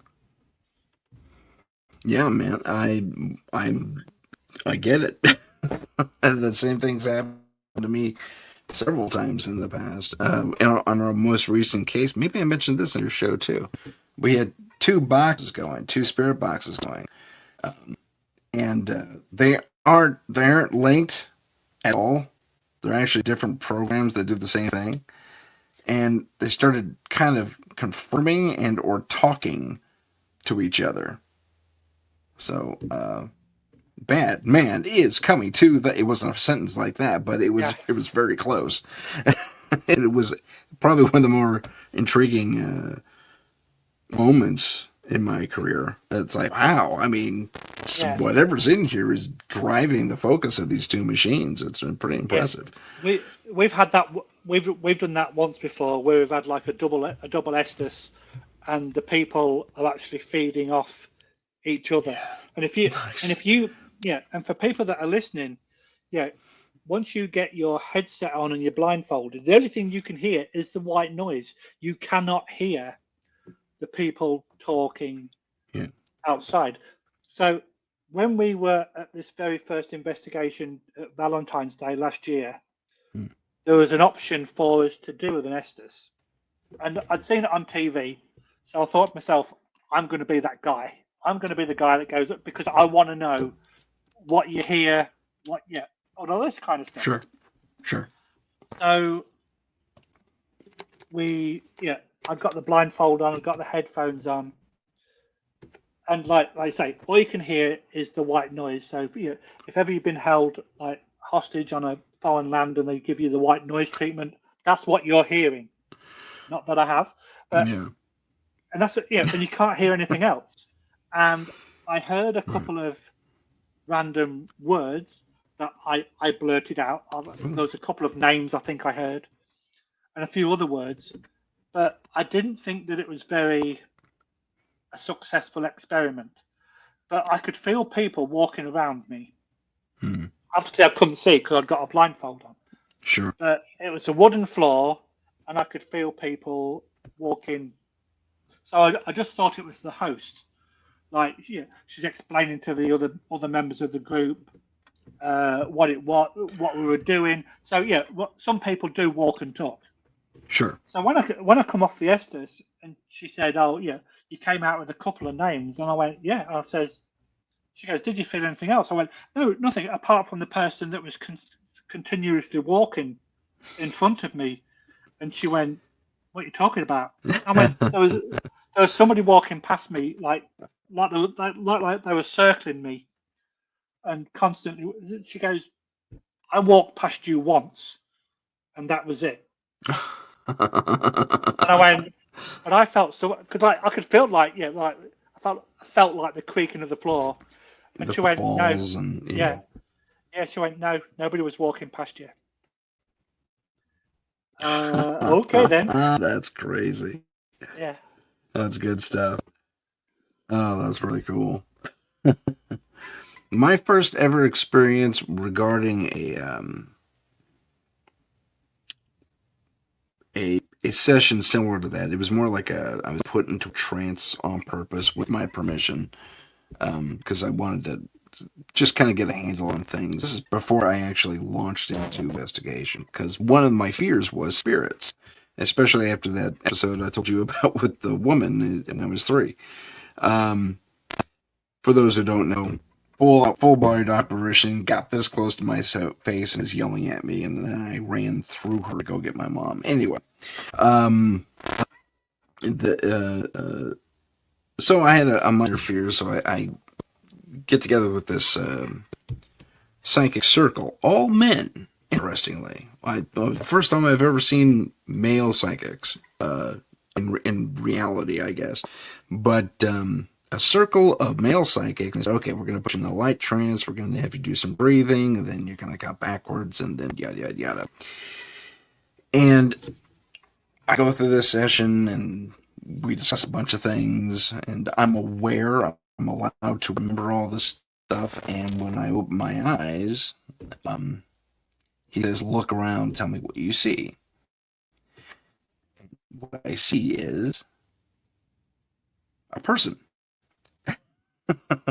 However, there is more of a outline of a person. Like if you took a person, kind of okay, so just there, just saying hey or whatever, just standing in front of you, and you had them on camera, and you blurred it to where it was that fuzzy outline, and then you take that fuzzy person and you fill it with TV snow.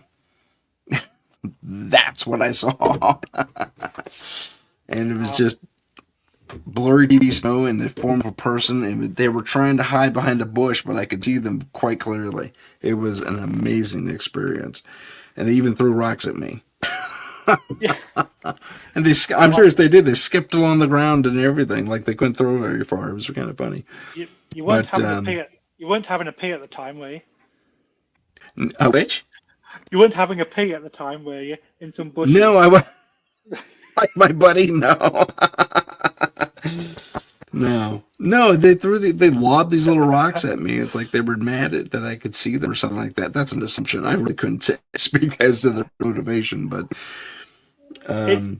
it's interesting that you mentioned about having things thrown at you, because the amount of people that say I've been scratched by a malevolent entity, let's call it that. Mm-hmm. So I always come back with, well, how do you know it was malevolent? And they go, well, it must have been because it scratched me. And I went, okay, let me put this theory out to you. If you've got your back to me and I call your name, Tim, and you don't answer, I'm going to say Tim louder. And if you still don't answer me, the next natural thing for you to do is go, Tim, and to tap you on the shoulder, on the arm, or wherever. And I says, what if it's not somebody trying to hurt you, but it's that spiritual connection between a spirit and a human that's putting these marks on your arm? And then that kind of just blows their mind. They go, I've never thought about it like that. Well, they need a manicure for starters. Exactly, yeah. But I love that these kind of concepts that go into investigators' minds. Sure. And I hadn't thought about that before until I was thinking about it one day. There was something on TV, and I went, well, who says it's not someone just trying to communicate with them? Mm-hmm. And it's just the energy or whatever is that's what's causing the scratches. Could be. Could be. I mean, that makes sense. That's certainly an explanation as good as any others I've heard. And it's not beyond the realm of believability to have an entity grow a little impatient with you. And it's like, hey, I'm trying to talk to you over here. Yeah. Potentially, they may not even know that they've passed. Yeah. Excuse me. True. I'm trying to get your attention. Yep. But seriously, manicure. Look into it. Yeah. But there's also I think it's similar to your experience with the pressure on the bed, like someone was sitting next to you. There's that other one where they're pulled off their bed. I've had that happen a couple of times in cases. That one freaks me out a little bit. I have to say, because the level that's a little more than a hello to me. I mean, it's like, I mean, maybe this was an older sibling at one point, or you're sleeping in their bed, or I don't know. You can take all kinds of directions in parapsychology to get at the reason for that. But when it comes, I can understand a tap turning into a scratch. Absolutely, that makes sense to me. It's when you go from sitting on someone's bed to yanking them off the bed that really kind of signals to me that something less than pleasant is happening. Exactly. And what's interesting is that you see some of these examples on TV, Mm-hmm. and you can see someone being pulled by the leg, but there's nothing there. Yeah. And one that does spring to mind is there was a footage of a little girl, 2 or 3 years old, and she'd got, I think it was a lunchbox or something in her hand. Yes, I've seen that video. Yeah, and she's having a tug of war. It's sort of like, this kid is not old enough to know what a mime artist is, and she's actually tugging with something so that something doesn't take a toy or a lunchbox or whatever it is. So what is it that's doing that? Right. That's the $1 million question. Yeah, it really is, because there's obviously something, to one degree or another, physically fighting against this kid and this lunchbox. And there's one moment where the physics really are in the favor of whatever this is, and this kid gets an upper hand at the last second when she gets all aggravated and kind of yanks it back. She's on her tippy toes at one point, and then she kind of leans back into it. So I think that's the moment. If I have to isolate a moment, that's the moment that sells that one for me as being more paranormal. I think exactly. Yeah, you can get a lot of these videos that you go, yeah, okay, I could create that in like 5 seconds, but then you get ones like that. Okay, for all you skeptic people, all you parapsychologists, all you scientists, explain the crap out of that. Exactly. Exactly right. Something else popped in my head there and it went away. But there's that type of phenomena, and then there's the one where, and this is the one that always bugged me, and I actually caught a case based on it, and it's not just happened here in my neck of the woods. It happened in Florida. I think it even happened in Canada.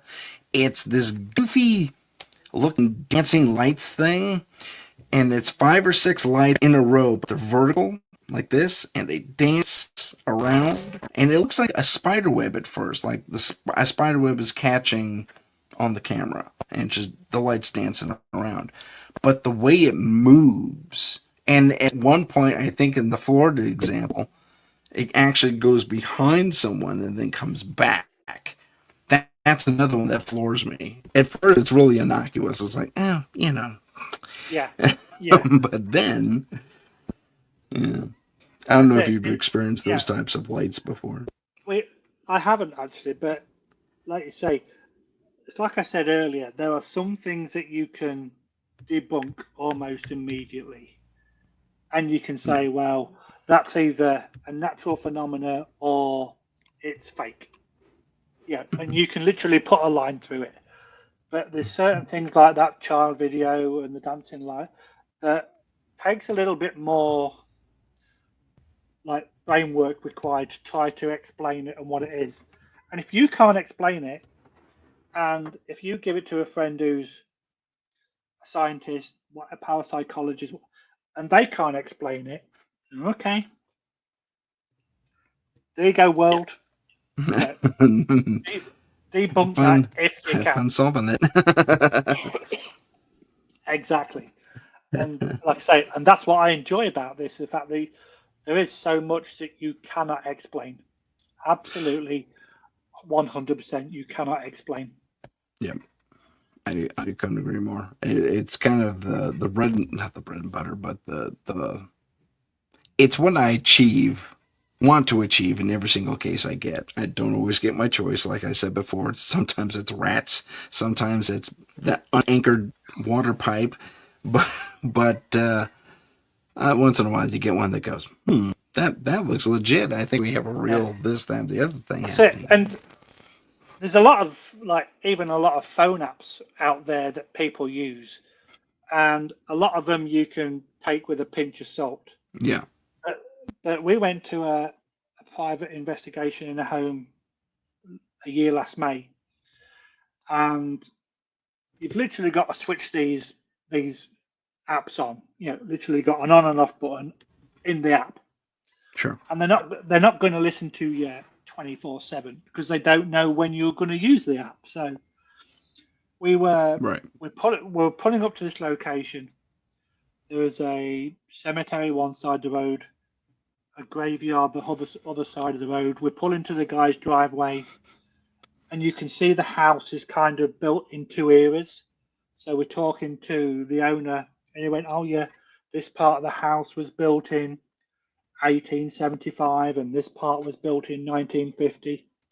Oh. And this guy's an author, and he was writing a book on a story about demonology.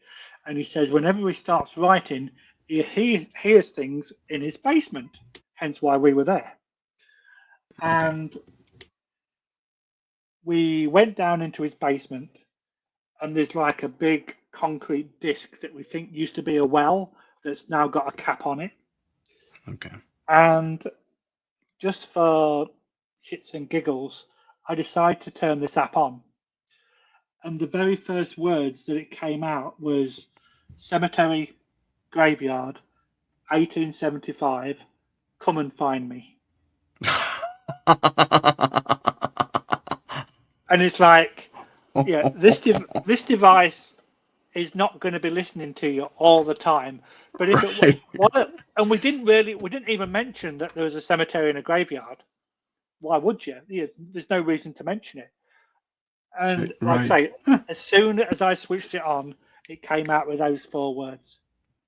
That's insane. That's awesome. I love it. That's great. And I'm like, how can you explain that?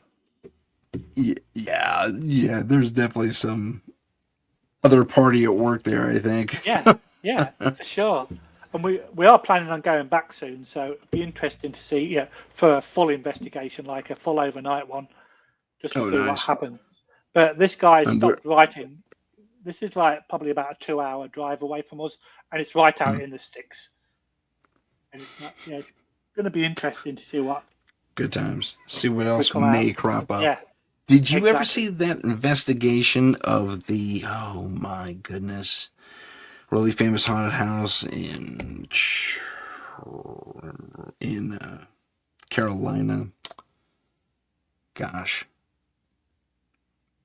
Drawing a blank. I'm horrible with this stuff. I can see in my head real good though.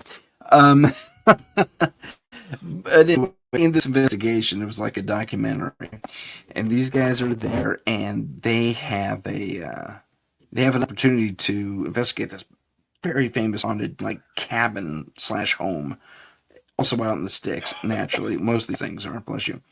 And they happen to venture outside because something like I can't remember if it was an EVP or if it was a spirit box session, led them, says, find me outside. And when they go outside, they have another phenomenon kind of hit them, and that is there are what they assume are Bigfoot roaming the tree line, not too far from the thing. And it was an assumption on that part, but some of the stuff, like they got eye shine every once in a while, and the eye shine was like 8-9 foot tall. It's like, could be. Who knows? So, have you ever had any crossover stuff like that happen in your cases? Not that I can recall. Like I say, we haven't really been involved with anything of eye shine or cryptid kind of nature or anything like that.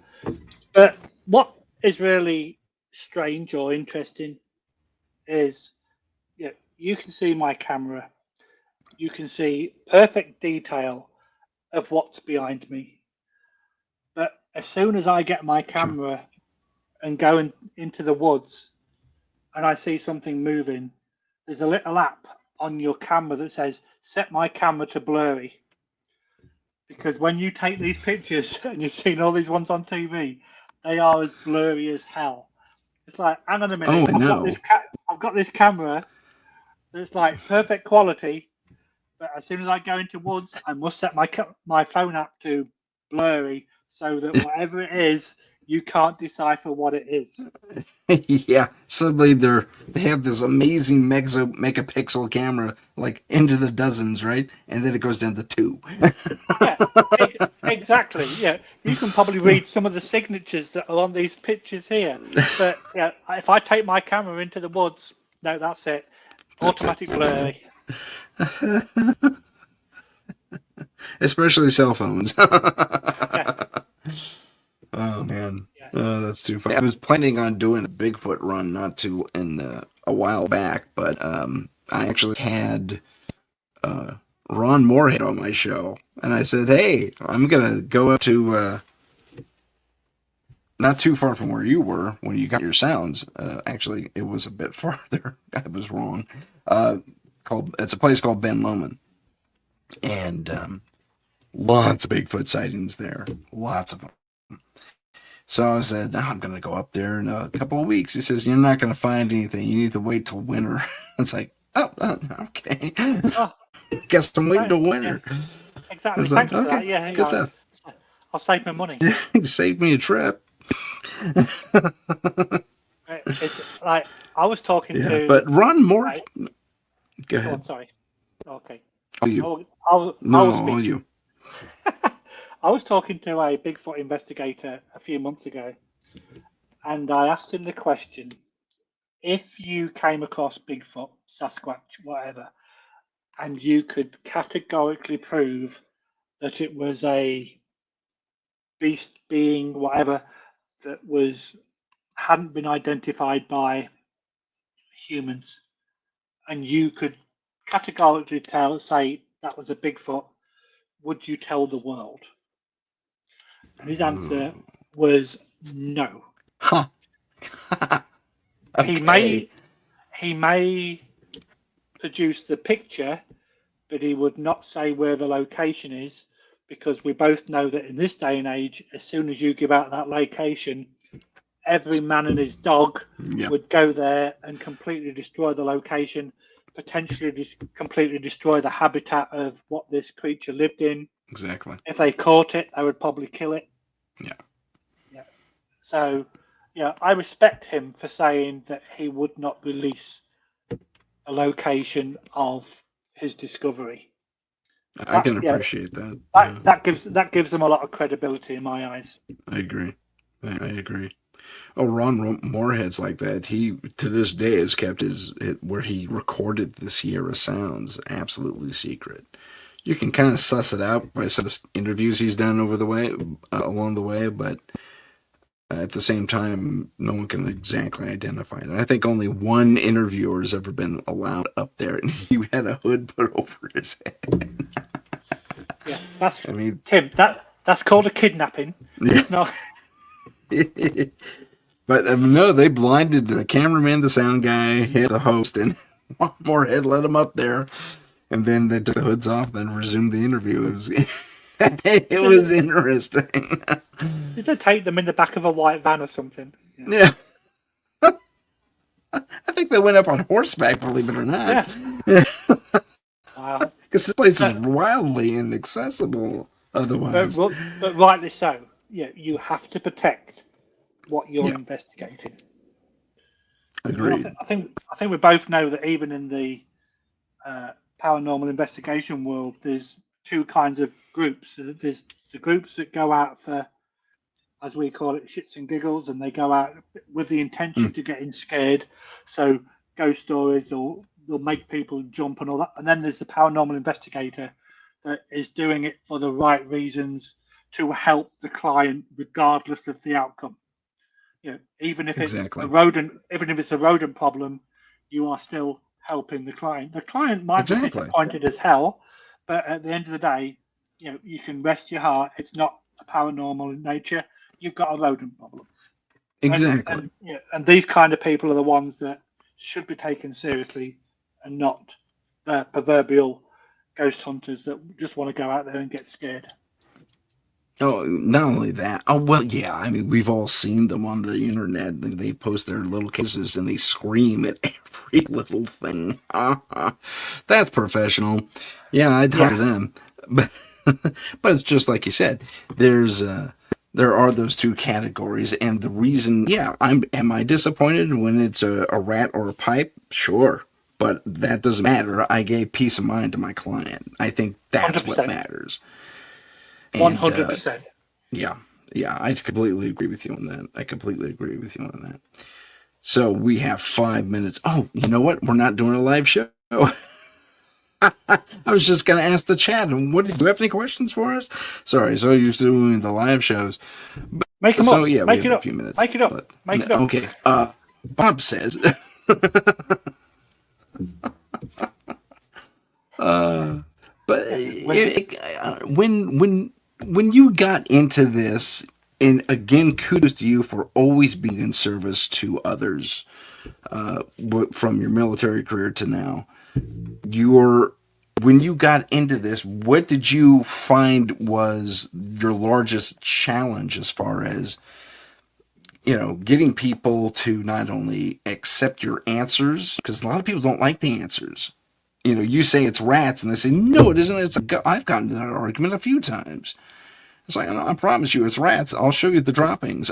I could show you where they nibbled on the wires and stuff like that. We had an incident where this girl was absolutely adamant that she'd got ghosts in a house, and we turned up on location, and she was walking around the house going, "Oh, there's one, there's one, there's one."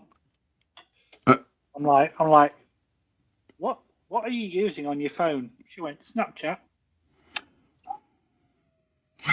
And there's like tumbleweeds. That's all right. She goes, yeah, I'm using the filter. I went, you do realise that filter is designed to make anything into like a human form, rabbit ears or whatever.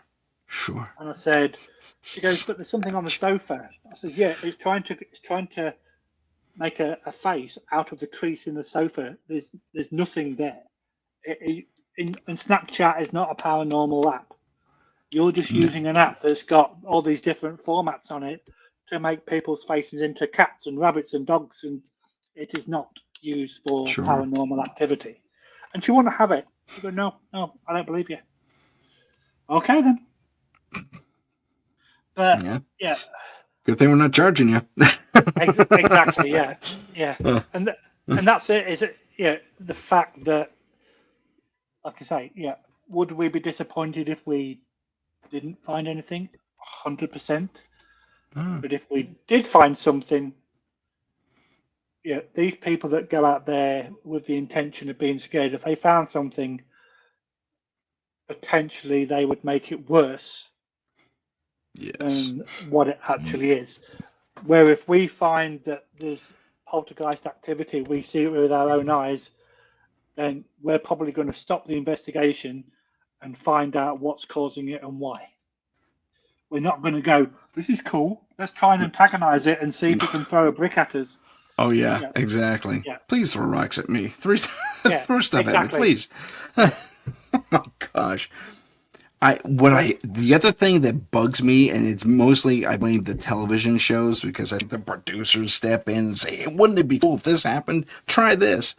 And the talent or the would-be investigators or whoever they happen to be, they're kind of suckered into it, and they have to get aggravated. I mean, they go for aggravation immediately, and it's just the wrong move. I mean, we were saying it earlier, we're facepalming all the time when we watch these shows. Exactly. And when I told a friend of mine that I was doing this about 18 months ago, and he went, oh, it's all bull. And I went, oh, so you've got proof of that, have you? He goes, well, what do you mean? I'm like, well, you've obviously done your own research and you proved that it doesn't exist. And he went, no. So why do you say it's bull? Well, I don't believe in it. I went, just because you don't believe in it doesn't mean it's bull. Yeah, I may not believe in Christ, but it doesn't mean that there's not a spiritual entity. That's a religious. And he went, well, can you prove it does exist? And I went, no. So why do you do it? Because we want to prove, or we try to prove, it does exist. Exactly right. If we can prove that it's not of a paranormal nature, then we can take that away from the equation. If we can't prove that if it is a paranormal or if it's not a paranormal, if it's a natural phenomenon, I should say, if we can debunk that, then we can put that person's mind at rest and we can tell them, yes, it's not of a paranormal nature. However, you need to get A, B, C, and D fixed because that's what's causing it. If we If we cannot debunk it, then we have to look into it further. And it's not just a 3 or 4 hour investigation. You need to be on site for days. And the owners need to log every single incident that happens. If they can record it, and we need to build up a complete catalogue of everything that's happened, and then we can go through it with like a fine-tooth comb to say, okay, we can debunk this. That's going to be pipes. This could be a car horn or whatever.